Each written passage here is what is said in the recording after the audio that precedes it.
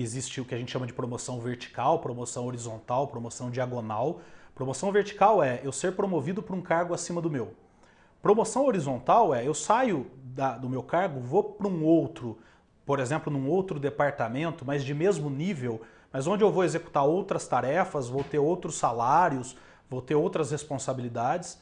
E existe a promoção diagonal, que é onde eu subo, além de mudar de nível hierárquico, eu mudo de área, mudo de setor, mudo de salário, mudo de responsabilidades. Então, quando eu tenho uma mudança de salário, quando eu tenho mudança de responsabilidade, quando eu tenho mudança de cargo, tudo isso são formas de promoção, são formas de ser promovido. Às vezes, promover uma pessoa é a pior coisa que pode ser feita para essa pessoa, para esse funcionário. Mais ou menos é o seguinte, você tem, por exemplo, um auxiliar administrativo que ama o que ele faz, por isso faz muito bem feito, e aí um líder chega e fala, por você fazer isso muito bem feito, a partir de hoje você vai deixar de fazer, você vai ser chefe. Então, em vez de você estar premiando a pessoa pelo que ela fez, você de certa forma está punindo. Ou seja, promover alguém tem muito mais relação com as competências que são necessárias para o cargo para onde a pessoa está indo, do que com a competência do que ela fez até agora no cargo onde ela está.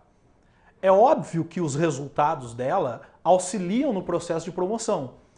Mas quando você é promovido, você dá um salto para um outro departamento ou para um outro nível hierárquico e, consequentemente, você precisa de outras competências.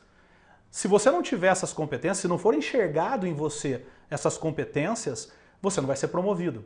Então, quem quer ser promovido, talvez o primeiro passo seja olhar para onde eu quero ir, entender quais competências tem quem está nesse lugar onde eu quero ir e começar a desenvolver e a demonstrar essas competências. Por exemplo, se você vai para um cargo de chefia, uma competência que você precisa ter é de gerir pessoas. Que talvez no cargo que você está hoje, você não precisa tanto dessa competência. Então, talvez o primeiro passo para essa pessoa seja buscar competências, conhecimentos, ler livros, fazer cursos de gestão de pessoas e começar a demonstrar isso já no cargo onde ela está.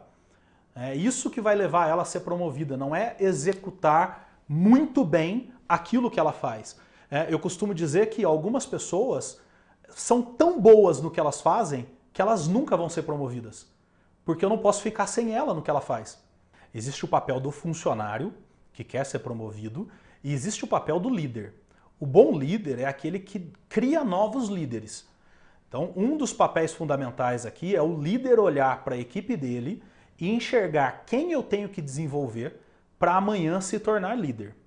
No lado do funcionário, no lado de quem quer ser promovido, a grande questão que ele precisa pensar é: será que eu realmente quero ser um líder? Será que eu realmente quero mudar de nível hierárquico? Será que eu estou preparado para isso? Será que vai ser bom para mim isso?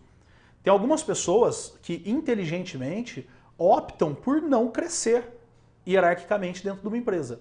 Agora, como é que eu vou gerar mais riqueza? Como é que eu vou conseguir mais dinheiro sem sair do cargo onde eu estou? Algumas empresas permitem crescimento financeiro sem você mudar de cargo. Algumas não permitem. Nessas empresas, e aí você precisa olhar para a sua empresa, para onde você trabalha, e enxergar como isso acontece dentro da sua empresa. Por quê? Se você não tiver um plano de carreira dentro da empresa, promover ou aumentar o salário de uma pessoa demanda aumentar o salário de todos aqueles que executam a mesma função que ela. Não é legal, é ilegal, é errado no sentido jurídico você ter duas pessoas que executam a mesma tarefa e ganham salários diferentes na mesma empresa. Então, para que isso não aconteça, você precisa ter variações de cargo, o que nas empresas é chamado de júnior, pleno e sênior, porque aí você consegue crescer dentro do mesmo cargo e aí sim ter diferença de salário. Ou, dependendo do tipo de empresa, você consegue ter comissões. Aquele cara que, por exemplo, é vendedor ou consegue trazer algum resultado para a empresa e aí ele vai conseguir ganhar um retorno em cima da riqueza que ele gerou para a empresa. As grandes empresas hoje do mundo, elas trabalham devolvendo para o funcionário uma parte da riqueza que ele gera. Então, quanto mais riqueza o funcionário gera, mais riqueza ele recebe. Mas nem toda empresa é assim.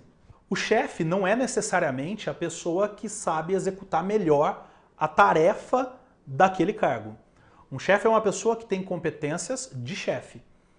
Essas competências de chefe, por exemplo, envolvem ser um empreendedor, ter um estilo empreendedor, já que ele precisa entender o mundo atual, entender que esse mundo muda e está adaptado às mudanças que vão acontecer lá na frente.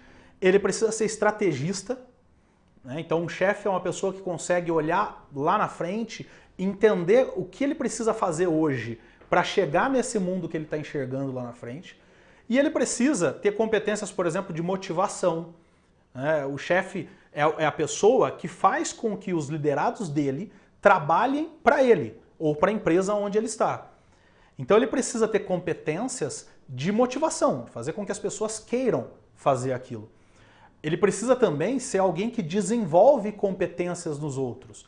A gente costuma dizer no mundo corporativo que para qualquer pessoa fazer qualquer coisa, ela precisa primeiro saber fazer e depois querer fazer. E é papel do chefe fazer com que os seus liderados saibam fazer e queiram fazer. Para isso ele precisa ser motivador e ele precisa desenvolver pessoas. Então muitas vezes a gente vê numa empresa um funcionário que entende muito mais do negócio que ele executa do que o chefe. Mas por que esse cara não é chefe? Porque ele não tem determinadas competências de estratégia, de empreendedorismo, de gestão de pessoas, de motivação que são necessárias para um chefe. É melhor trabalhar numa empresa ruim para um chefe bom do que numa empresa boa para um chefe ruim. Porque quem te promove, quem te permite crescer, não é a empresa, é o teu liderado, o teu líder imediato, é o teu chefe. É ele que te dá condições de crescimento dentro da empresa. Agora, muitas empresas têm alguns chefes que não conseguem ter essa competência de olhar para a sua equipe e enxergar talentos e trabalhar com peças e mover peças de forma que você execute o melhor trabalho. Outras empresas têm pessoas que têm essa capacidade. Então, o bom chefe é aquele que está próximo do liderado, o suficiente para ouvir o que ele está dizendo, para ajudar quando ele precisa, porém não tão próximo que atrapalhe a liberdade do liderado de executar a sua tarefa com autonomia. Encontrar esse ponto onde eu estou tão próximo para supervisionar, mas não tão próximo para limitar o campo de ação do meu liderado, é uma das competências fundamentais para o chefe.